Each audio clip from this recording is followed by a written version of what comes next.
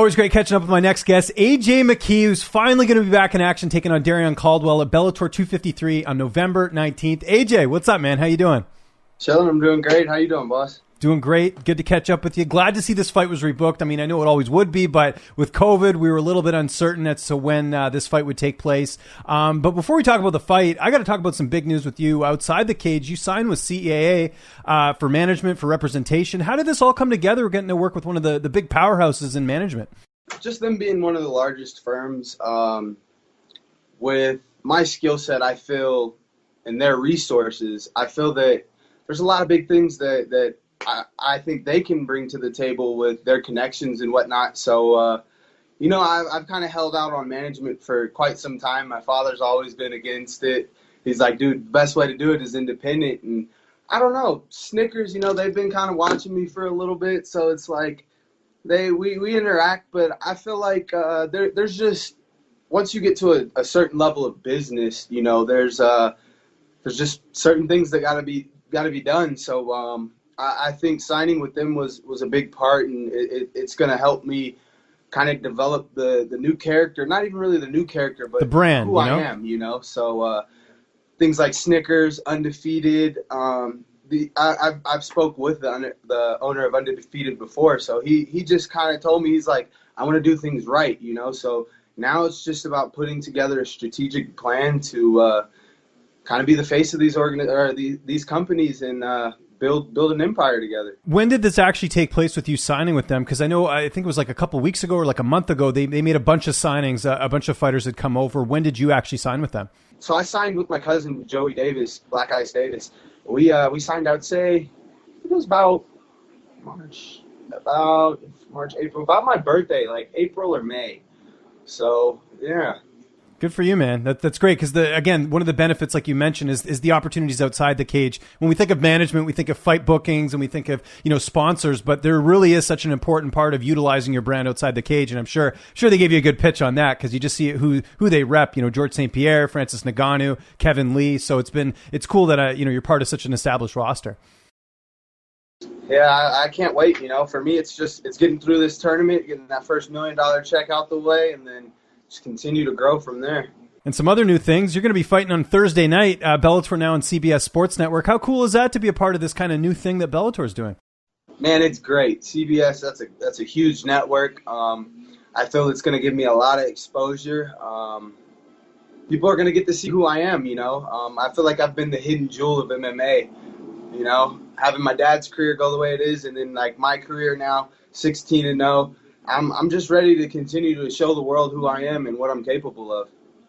How much did COVID impact your training? I know in California there's been a lot of restrictions in terms of what you're allowed to do and what you're not. When COVID first hit, how limited were you? Not really. We cut the gym down to probably like our main 5 guys.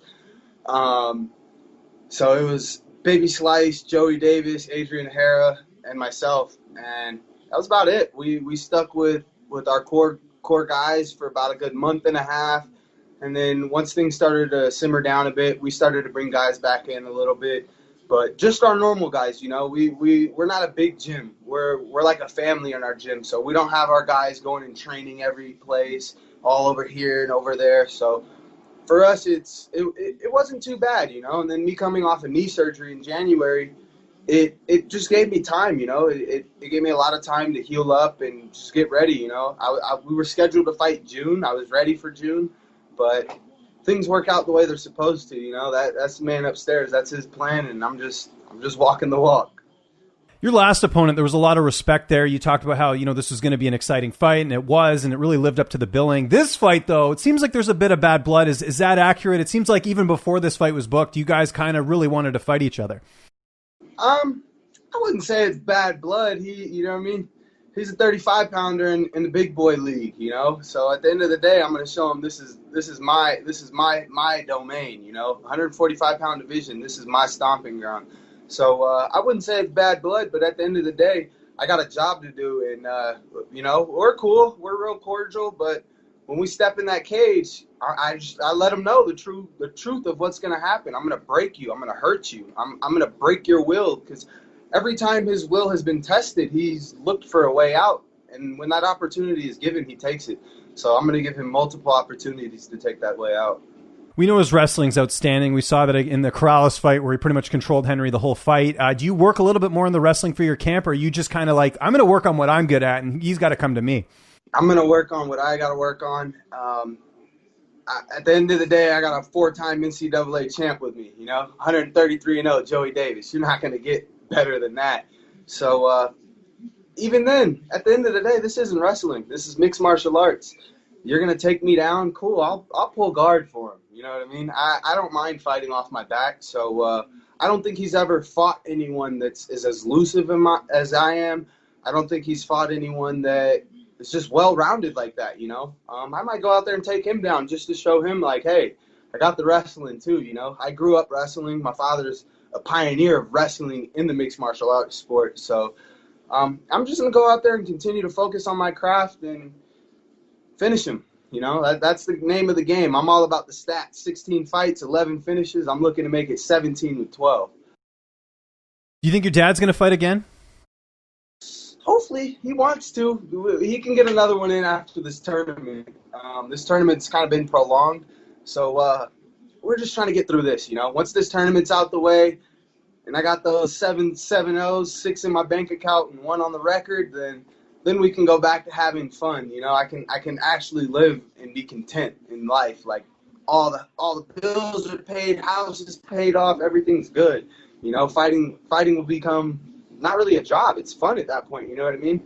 Yeah, no, I hear you on that. Anything different for this camp? You mentioned kind of the same training partners. I guess you're keeping things business as usual. No need to switch anything up if it's working. Why switch it up?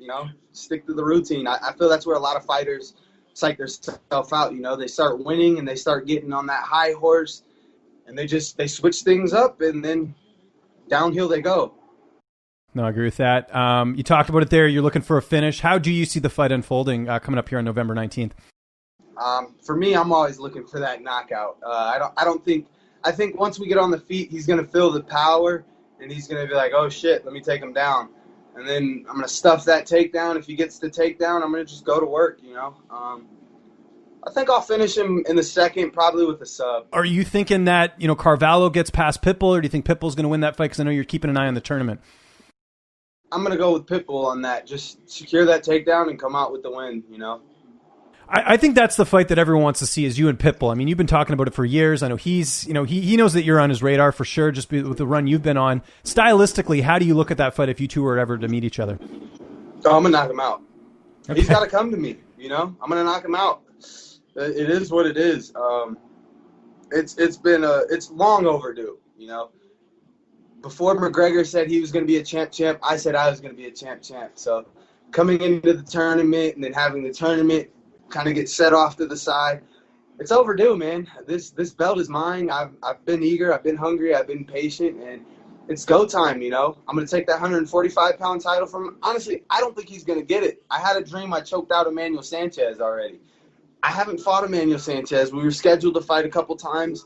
Didn't happen. So I don't know. For me, I'm not really too key to paying attention who's on the other side of the bracket. I'm ready to get to the finals and see who makes it there, After we fight, they still have semis. So they got a lot of fighting to do. The timing of this fight is interesting because obviously we had the news that Michael Chandler has left Bellator. He's going to the UFC. And I think, for most people, Chandler's sort of been the face of Bellator for quite some time.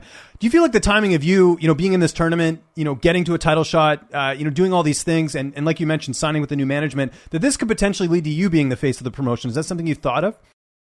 Definitely. I've always kind of visualized myself as the face of Bellator.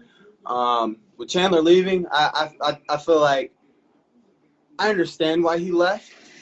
2 reasons. One, I feel like he knows what I'm coming for. I told him I'm coming for that 45 and 55-pound title. I told him I want winner of him and Benson. I didn't care. I just want to fight, So I want to get that 45 and 55-pound title. But it was a good move for him, I feel. He's kind of set off to the sideline because of Pitbull having the 55-pound title as well. So I think it's a good move for him. I think it'll draw a lot of attention back to Bellator. Just because he's tough, He's tough. He's been through a lot. He's got great notable wins under his belt, and I think especially with Khabib gone, he's probably got the second most dominant wrestling out there. I'm looking forward to it, man. Sky is the limit. I'm looking to bring that Snickers deal in that cage, put that undefeated logo in there, and just continue to grow and show. That's what it's all about, LA already, we got that world title or the championship Yes. for the Lakers, so y'all already know. LA, we on the map. We always got to be on the map, so I'm looking to bring that world title back to LA. I don't think anyone from Los Angeles has won a world title in fighting, so I'm looking to be the first, the first and the only. And the next step towards that is going to be taking place November 19th. It is Bellator 253. AJ, always great catching up with you, man. Just remind people where they can find you on social media, and if you got any sponsors or shout-outs, the floor is yours, man. All my social media is AJ McKee 101, the one and the only one. Shout out to TC1. They make the weight cut nice and easy. Shout out to Monster. They feel the beast inside of me. Snickers when I need to crave that hunger because, you gotta have a balance with that Monster. Undefeated. We out here. LA.